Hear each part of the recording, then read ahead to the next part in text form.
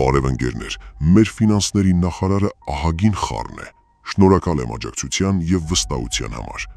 Ընկերներ, ուղղակի զարմանում եմ, որ մեր հասարակության մեջ կան կանայք, ովքեր վիրավորանք բառի իմաստը այդպես էլ չհասկացան։ Այսպես, վերջերս հայտնվել են որոշ կանայք, ովքեր վիրավորական մեկնաբանություններ են սկսել գրել տեսանյութի տակ, որտեղ մեկ հոդաբաշխ նախադասություն չկա, կա ընդամենը վիրավորանք։ Հիմա շատերը կասեն, սրանք նիկոլական են, ես էլ կհաստատեմ, բայց դա չի նշանակում, որ որևէ մեկը կարող է վիրավորանք գրել դիմացինին առանց պատճառի։ Ուզում եմ հասկանալ, ինչն է դրդում այդ կանանց, որ վիրավորանք գրեն, չէ որ կանայք պետք է լինեն պարկեշտ, հավասարակշռված։ Ցամով եմ արձանագրում, որ մեր երկրում կան նմանատիպ անդաստիարակ կանայք, ովքեր իրենց տանը հնչող բառապաշարը հանրությանն են ի ցույց դնում։ Անգամ խղճահարություն եմ զգում այդ կանանց, որ տարիներ շարունակ նորմալ մարդկանց կենսակերպով չեն կարողացել ապրել եւ թողներեն ինձ բոլորը, բայց այդպես անբարոյական հոգեբանությամբ են մտածում։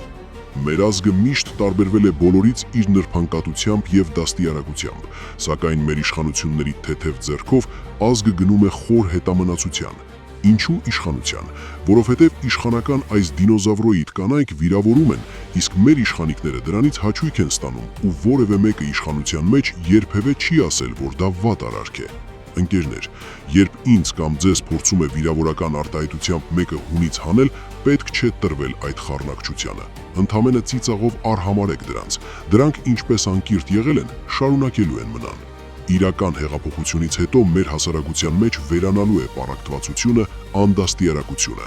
Ինչևէ, անցնենք օրվա թեմային։ Այսօր խոսելու եմ ֆինանսների նախարար Վահե Հովհաննիսյանի մասին։ Մեր նախարարը, ով նաև մոտոների սիրահար է, պարզվում է ահագին հարուստ մարդ է։ Պարզվում է մի քանի տարի առաջ $1 միլիոն գումար է ստացել որպես փոխառություն։ Այո, ընկերներ, ոչ թե դրամ, այլ դոլար։ Ինչ է սա նշանակում? Որ մեր ֆինանսների նախարարը 2021 թվականից ուներ այդքան պարտք, որը ընդամենը 2 տարում փակել է, ամեն դեպքում հայտարարագրից անհետացել է։ Այսինքն, մեր ֆինանսների նախարար Վահե Հովհաննիսյանը կարողացել է նախարար աշխատելու ընթացքում մարել $1 միլիոն պարտք, ապա նաև կարողացել է արդեն ինքը պարտքով գումար տալ տարբեր ընկերությունների։ Այսպես,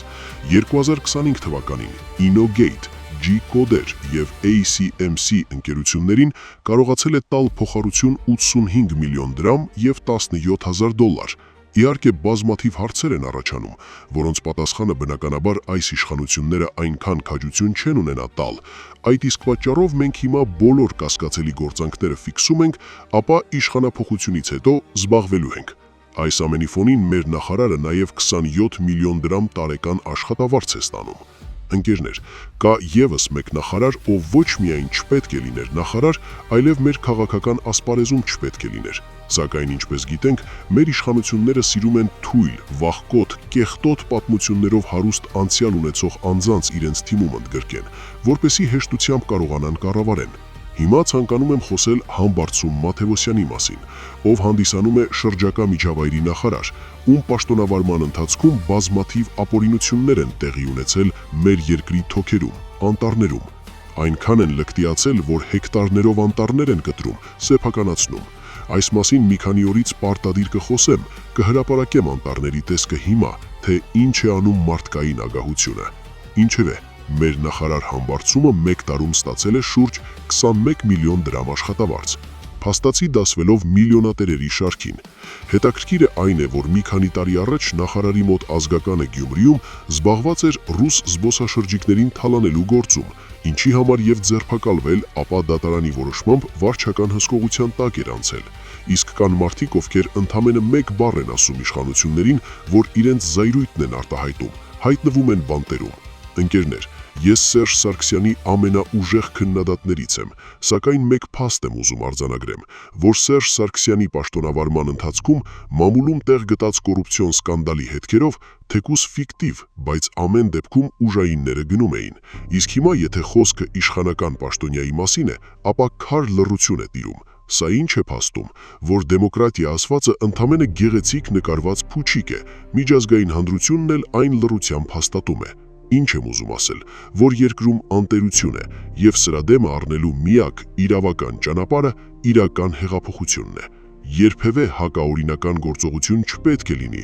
որևէ սահմանադրական կարգ տապալելու կոչեր չպետք է լինեն, միակ ճանապարհը օրինական եւ հանգիստ հեղափոխություն իրականացնելն է։ Ընկերներ, խնդրում եմ մտնել եւ բաժանորդագրվել իմ YouTube-յան ալիքին, քանի որ մի քանի օրից նոր հետաքրքիր տեսանյութեր են այնտեղ լինելու։ Ձեր աջակցությունը շատ կարևոր է, իսկ YouTube-ը մեզ հնարավորություն է տալիս, որպեսզի որևէ մեկից ֆինանսական կախվում չունենանք։ Հարգանքներով, ձեր Հայը։ Գալում է հետևյալն է. Հայաստանի Հանրապետությունում հարուստ անհատների 98 կամ 99 կամ նույնիսկ 100%-ը կամ եղել է իշխանության մեջ, կամ եղել է իշխանության կողքին։ Այսինքն սա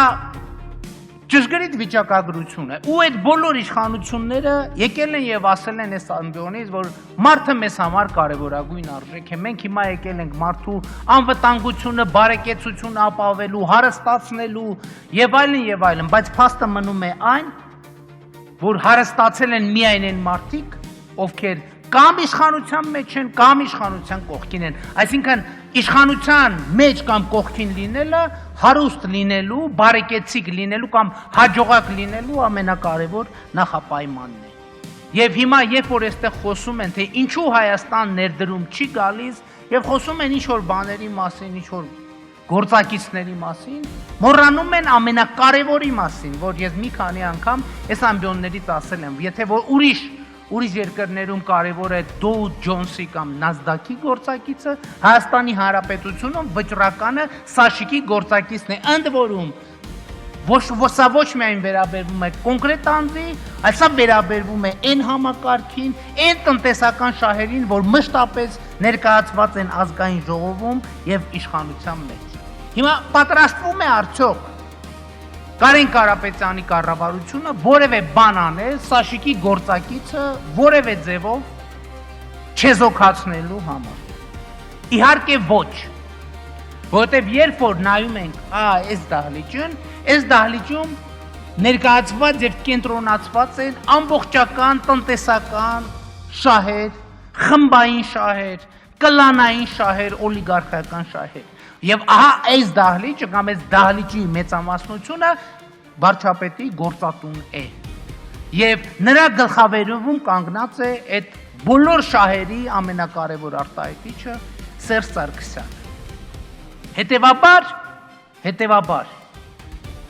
ընդհանրապես խոսել ես նոր կառավարության գործունեության տնտեսական կոնտեքստի մասին անիմաստ է, որովհետև տնտեսական հարաբերություններում չի կարող որևէ բան փոխվել։ Ընդհանրապես վերջին 15-16 տարում Հայաստանի տնտեսական մոդելը չի փոխվել։ Տնտեսական մոդելը շատ պարզ է։ Այն գերագույն արժեք հանդիսացող քաղաքացին պետք է գնա խոպան։ Եվ եթե խոպանից կուղարկի 3.4 միլիարդ փող Հայաստան իր ընտանիքին, որոնք այդ օլիգարխիայի սպառողներն են, ուրեմն մենք ունենանք երկնիշ տնտեսական աճ։ Եթե չի ուղարկել 4 միլիարդը, ուրեմն կգնանք տարեկան 1-1.5 միլիարդ վարկ կվերցնենք արտաքին պարտքի տեսքով, ու տենց 3-4% տնտեսական աճի ցույց տալով յոլա կգնանք։